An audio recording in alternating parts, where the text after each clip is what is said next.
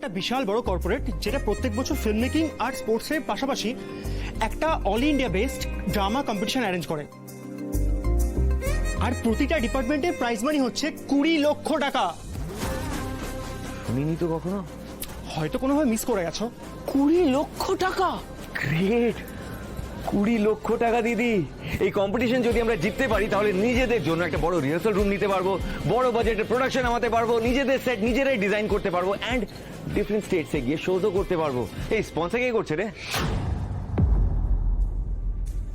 Pure life industries. আপনি সিইওর চেয়ারে আছেন, কেমন লাগছে আপনার?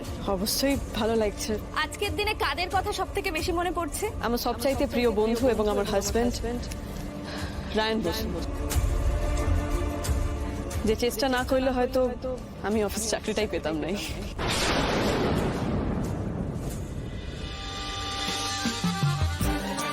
এক্ষুনি রায়ানকে বলবো নামটা এনরোল করাতে। সবাই মুগ্ধ হয়তো নাটকটা দেখবে রায়ান, আর আমার বিশ্বাস ফার্স্ট প্রাইজটা তুই পাবি। না, এই কম্পিটিশনে আমরা নাম এনরোল করতে পারবো না। মানেটা কি? এই 20 লক্ষ টাকা পেলে তোদের কত সুবিধা হবে বুঝতে পারছিস না? প্লিজ রায়ন্দা, তুমি এভাবে না বলো না। আমরা এখানে সবাই জানি তুমি যদি এটাতে পার্টিসিপেট করো তুমি জিতবেই। বললাম তো, আমার পক্ষে পিওর লাইফের কম্পিটিশনে নাম দেওয়া পসিবল নয়।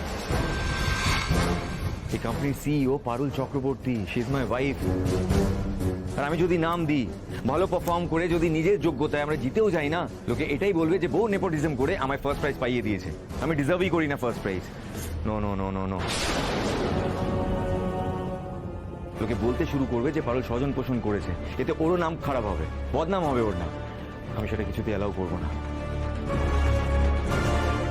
পারুল কোনোদিনও জাজেসদের কাছে তোর নাম সুপারিশ করবে বলে তোর মনে হয়? পারুল তেমন মেয়েই নয়। ভাই শোন, না বিচারকরা পারুলের কথা শুনে কিছু বিচার করবে, না পারুল গিয়ে বিচারকদের কিছু বলবে। পারফর্ম তো তোকে করতে হবে, তুই পারফর্ম করবি, দর্শকরা সেটা দেখবে নিজের চোখে। তারা যখন চোখে জল আর মুখে হাসি নিয়ে হল থেকে বেরোবে, তখন তোর এই ফার্স্ট হওয়া নিয়ে কোনো প্রশ্ন উঠবে না, নেপোটিজমের কোনো কথাই উঠবে না, কারণ তারা তো চোখের সামনে দেখবে তোর পারফরমেন্স। আর এই 20 লক্ষ টাকা পেলে এই ছেলে মেয়েগুলো তো আরো ভালো করে কাজ করার মোটিভেশন পায় ভাই। কেন বারবার এক কথা বলে যাচ্ছিস দিদি? মানুষ কিভাবে রিয়্যাক্ট করে তুই জানিস না? আমি যতই ভালো পারফর্ম করি না কেন, ওরা ঠিক খুঁজে খুঁজে খুঁত বের করবে।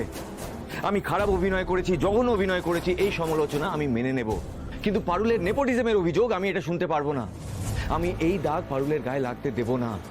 এমন কম্পিটিশনের সুযোগ না আরো আসবে, আরো অনেক সুযোগ আসবে, তখন দেখা যাবে। কিন্তু এই পিওর লাইফের স্পন্সর্ড কম্পিটিশনে আমি নাম এনরোল করতে পারবো না। That's final. এটা নিয়ে আমি আর কোনো ফার্দার ডিসকাশন চাই না। ওকে?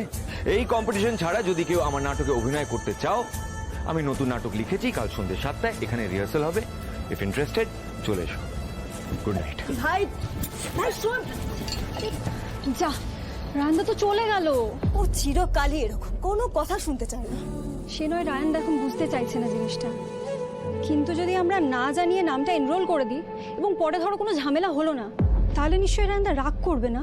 একবার পারুলের সাথে কথা বলে দেখ, যদি কেউ রায়ানকে রাজি করতে পারে সেটা একমাত্র পারুলই।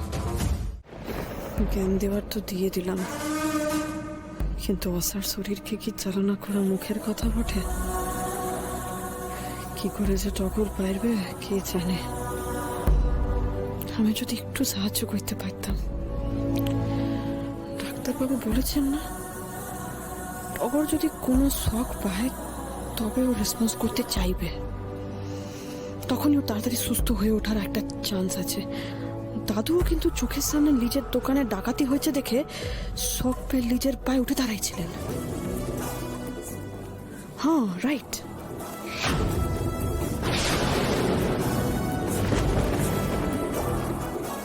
কিন্তু টগর কি এমন শখ পেতে পারে যাতে ও আবার লিজের পায়ে উঠে দাঁড়াবে? পারুল, অফিস রুমে তো লো ভোল্টেজ দেখলাম, আর চার্জ নেই ল্যাপটপে। সে কি কথা?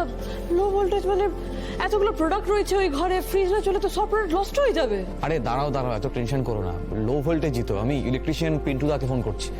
হ্যাঁ, তাই ভালো। লেবুন খেয়ে লে। আচ্ছা বল তো, খাবারটা কেমন হয়েছে? ভালো হয়েছে না? পারুলদি,